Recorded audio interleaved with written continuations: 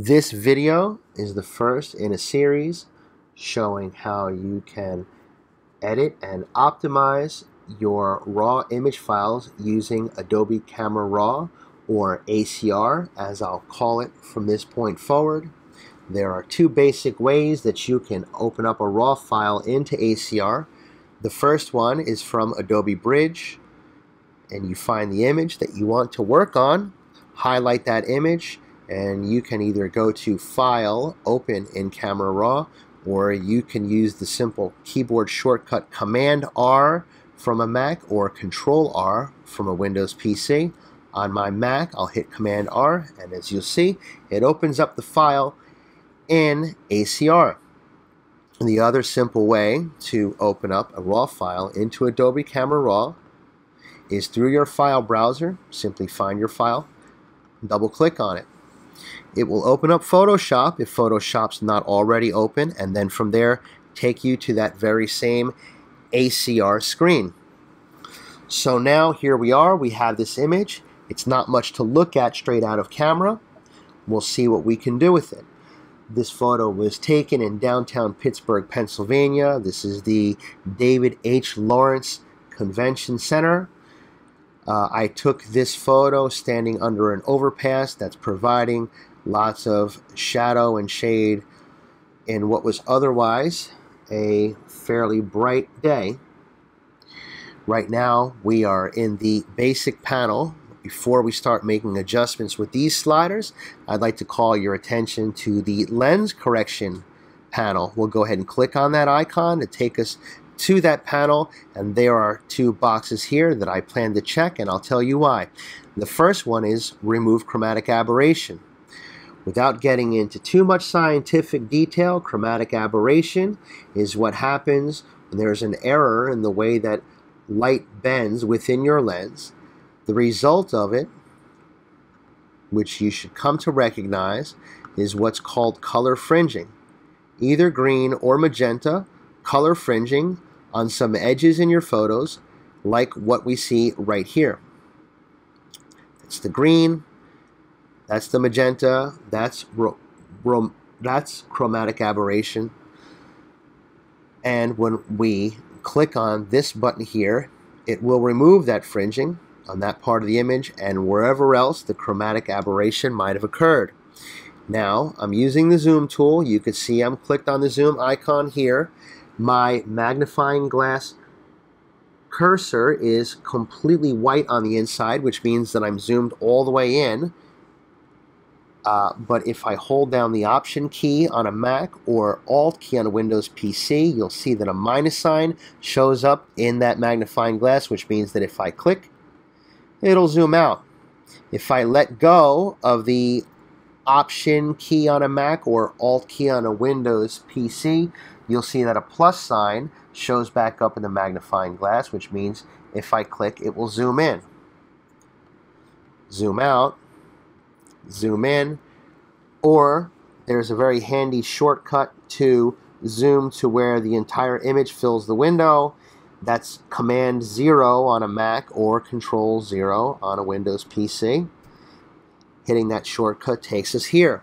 The second box, Enable Profile Corrections. When you click that box, ACR should be able to recognize which lens you used and correct any distortion or vignetting that was introduced by that lens. Now, I already know what's going to happen when I click this box. I'll describe it to you ahead of time, and then I'll show you. When I click this box, you'll see that some distortion that you might not initially notice in the center of the image will be corrected, and some vignetting around the edges of this image that you might not notice will be corrected. Go ahead and click on that box, and there it is. Before and now that you see the comparison, you'll see the distortion and the vignetting corrected. You'll also see down here that ACR has looked into the metadata of the image and was able to determine that this was taken with a Canon EF 24-105mm f4L series lens. There's a manual tab here if you want to make the if you want to make adjustments to distortion, vignetting, or defringing manually. But this is meant to be an introductory lesson, so we'll stick to letting ACR make those decisions for us. Now that that's done, we can go back to the basic panel and we'll start adjusting white balance. White balance can be adjusted in 3 basic ways. The first way is to use some presets that ACR has provided for you. As shot just describes the white balance as it came from your camera. Auto lets ACR try to make the decision for you based on what it detects within the image. And then there are other various presets describing different lighting conditions in your scene. And then you can even create a custom white balance. And then after you've done that, if you go back to custom, it's almost like you saved that as a preset without actually having to save anything. Okay, so now the second way to adjust white balance is just simply by using these sliders and using your artistic vision. And if you slide temperature to the left, it'll make the image cooler. And if you slide temperature to the right, it'll make the image warmer. If you slide tint to the right, it will introduce magenta into the image. If you slide tint to the left, it'll introduce green into the image.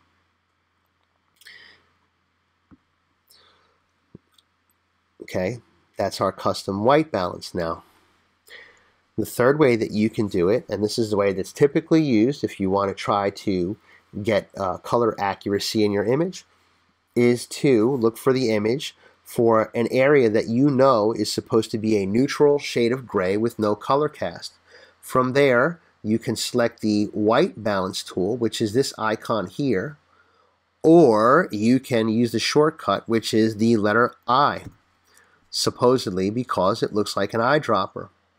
Anyway, if you take this white balance tool and you click on an area that you have determined should be neutral gray with no color cast, it will make that part of the image neutral gray with no color cast, and it will adjust all the other colors around it accordingly.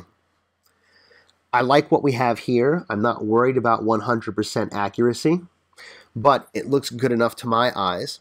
So then we can move on to these sliders down here.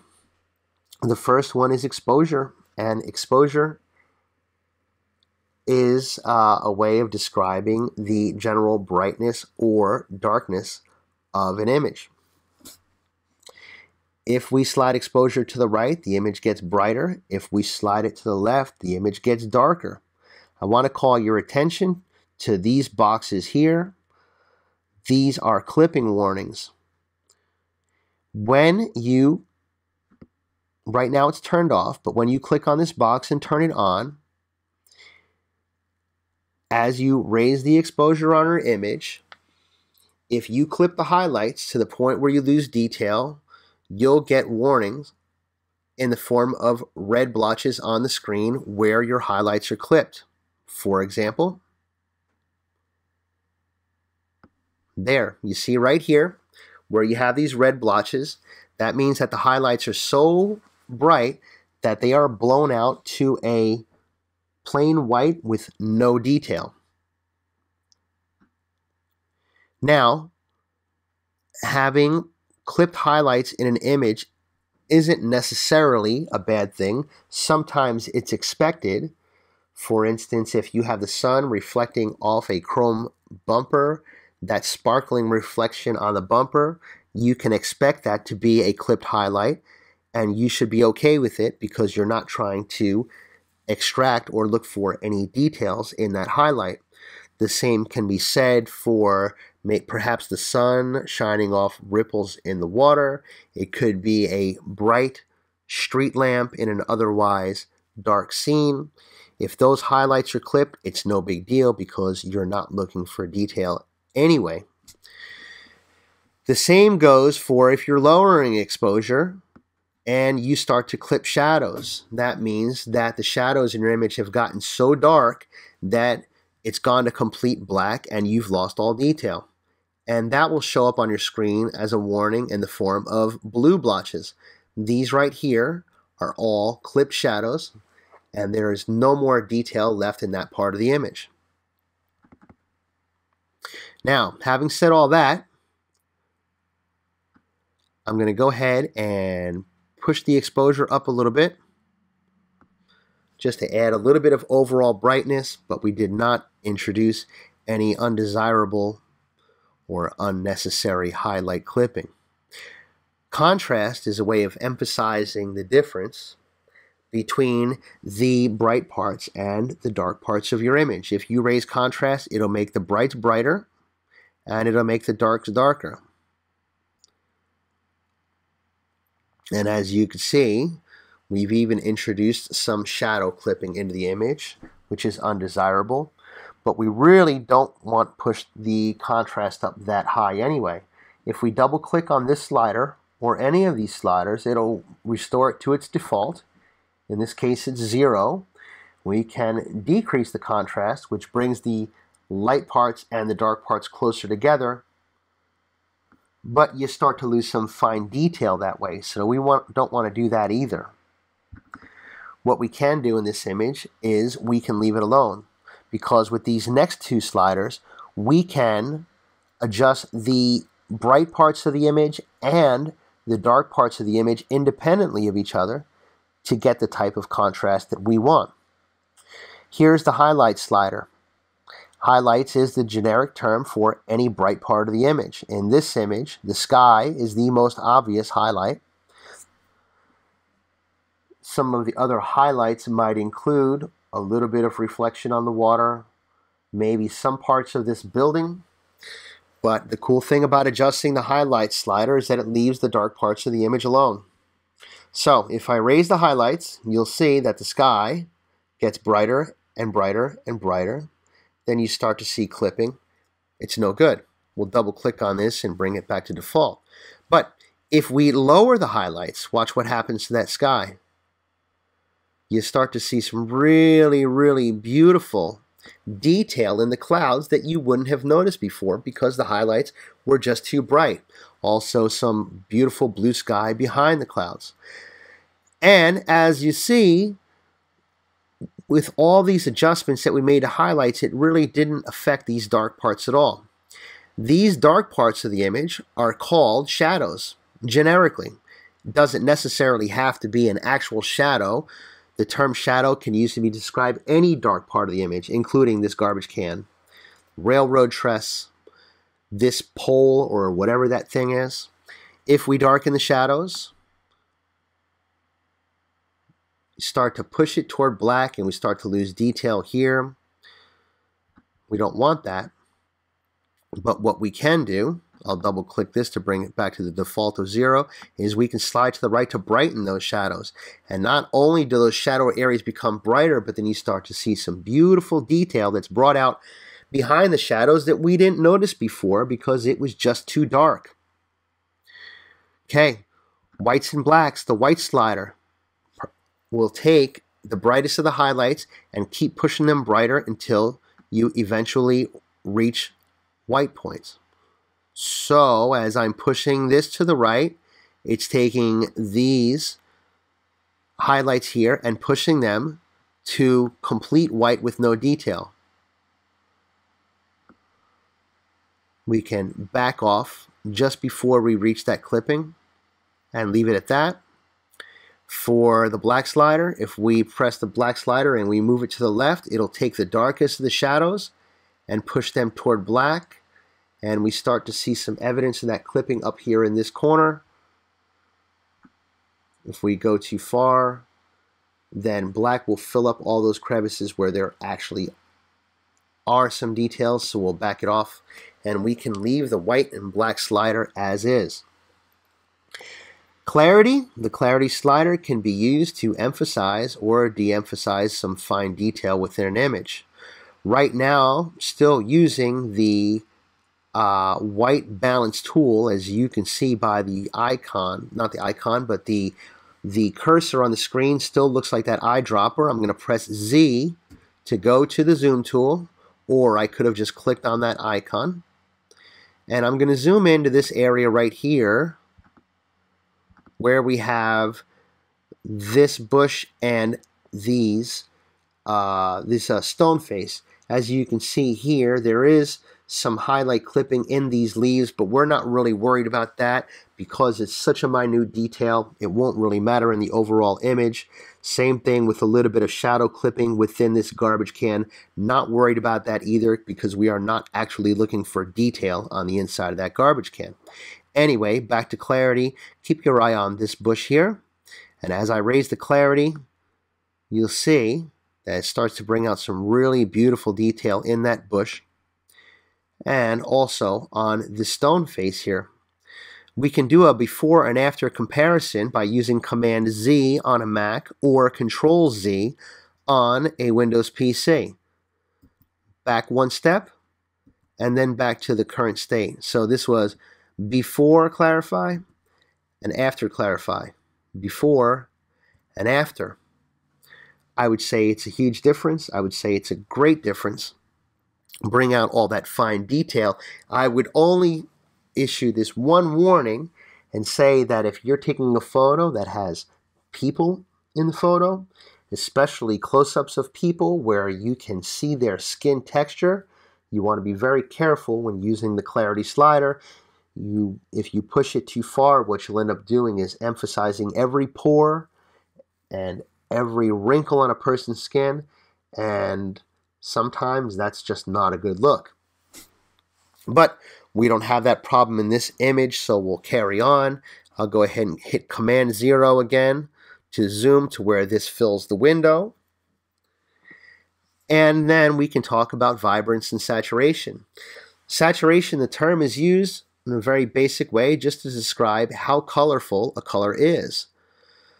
So if we raise saturation overall on the image, overall all the colors in this image will become more colorful. Of course, if we push it too far, we can get some really gaudy, unnatural looking colors. I'll go ahead and double click on saturation to bring it back to 0. Before I even, and I can also use the saturation slider to desaturate the image to make everything less colorful. And if I push it all the way to the left, the whole image becomes a cold, dead gray. Before I make adjustments with the saturation slider, I start with the vibrance slider, and I'll tell you why. The vibrance slider is a way of adjusting saturation. However, the main difference is that vibrance will place initial emphasis on the colors in the image that are more desaturated than others. So if I raise the vibrance, it will look for the colors that are relatively desaturated, and it will boost the saturation on those first. In this case, it'll probably be the yellow on this railing here, and maybe some of the blue in the sky. An interesting side effect to increasing vibrance is it has a way of making blues deeper and darker, which could look really nice for this image. Let me go ahead and increase the vibrance, and as you can see, it's starting to boost the saturation and bring out the color in this railing and also in the leaves in this tree. Command Z to go back one, so that's before and that's after. Look at the railing in the trees before and after, and also look at the blue in the sky. Command Z or Control Z before and after. Command Z on a Mac, Control Z on a Windows before and after. Okay, so now that we have a nice even distribution of saturation throughout the image, then we can use the saturation slider to boost it overall even farther, or you can also use it to dial it down. As for me, I think it's good to just keep it there at 0. I like the way this image is looking. I want to call your attention to this icon here, and it says toggle between current settings and default for the visible panel only. So where in the basic panel, and if I click on this icon, it will go back to the defaults, in which all of this stuff was zeroed out, and this white balance was whatever was as shot in the camera. So it'll take you way back to the beginning, before and after. And look at the amazing changes we've made just with these sliders. And I tell you, I've been at this video for about 20 minutes now, but if I was to do this myself without narrating anything to you for the sake of your detailed instruction, I would probably have this done in anywhere between 30 seconds and a minute. And as you become accustomed to these sliders and you get practice with them, you'll find yourself becoming very fast with it as well. So we're done with the image for now, but we're not done completely, which brings me to the next part. You have to understand that when you are making adjustments to an image in Adobe Camera Raw, nothing that you are doing is permanent. Everything is undoable, because these adjustments are actually nothing more than text that will be recorded to a file called an XMP file. And I'm going to show you how that works. But first, you need to know that if you click on cancel, you will exit Adobe Camera Raw. That text file will not be generated, and you will lose all the changes you made. So you don't want to click on cancel. If you click on done, all the changes you made will be recorded to that XMP text file, and Adobe Camera Raw will close down. Let me show you. I click on done, and I'll go to my file browser, and now you see this XMP file, which has the same name as the original RAW file, but with the XMP extension. To take a look at what's inside of this XMP file is a whole bunch of information about this image. This is the date that the image was created. This is the type of camera that was used. This is the shutter speed. This is the f-stop, etc., etc., etc. If I scroll down here, this is the lens that was used. This is how Adobe Camera Raw knew what type of lens we were using when we did the profile correction. And as we scroll down even farther, we will get to the part where we can see the adjustments that we made. Exposure, plus 0.35. We didn't mess with the contrast. Remember how we brought the highlights down to minus 100 to bring out all the beautiful detail in the clouds? Remember when we boosted the shadows to plus 100 to bring out all the beautiful detail in the stone face? We adjusted the whites and we adjusted the blacks accordingly. We boosted the clarity by 35 to bring out the details, the fine details in that plant life and the brick face. So you see all of your details and everything you did in ACR is saved in this file. Having said that, do not throw this file away now that you know what it is. The only reason you should throw this file away is if you don't want those adjustments. And let me show you, while this file is here, if you double click on this image, it will bring you back to Adobe Camera Raw with all of the adjustments that we made. However, if I throw away this XMP file, I'll move it to the trash, and I double click on this RAW file to bring it back to Adobe Camera Raw. The XMP file is in the trash, and therefore all the adjustments that we made are gone. Luckily for us, the thing is only in the trash, and the trash wasn't emptied, so I can put it back. Now that it's back, and it's back with its RAW file, if I click on that RAW file and I take a look into Photoshop, Adobe Camera Raw is there, and all the adjustments that we made are still there. If I click on Open Image, it will save all the adjustments we made to that XMP file, and it will open this image into Photoshop for further editing. I'm not going to do that right now. if we were to decide that this image was finished and that we wanted to save it as a usable file, we can click on Save Image, and you can choose the destination as to where you'll save it, what type of file extension you want to put on it. You can choose what color space and what bit depth. We'll get to that another time. And you can even resize it to fit some predetermined dimensions. But we're not done with this image yet. We still have more videos to come to show you some more really cool things you can do with Adobe Camera Raw to crank out some really cool images. I hope you enjoyed this first video. I hope you learned something, and I hope it might even encourage you to go back into some of your RAW files that you thought were hopelessly lost because you didn't know what to do with them. Maybe you can dust off some of those files and you can create some gems. Anyways, I'll see you in the next video.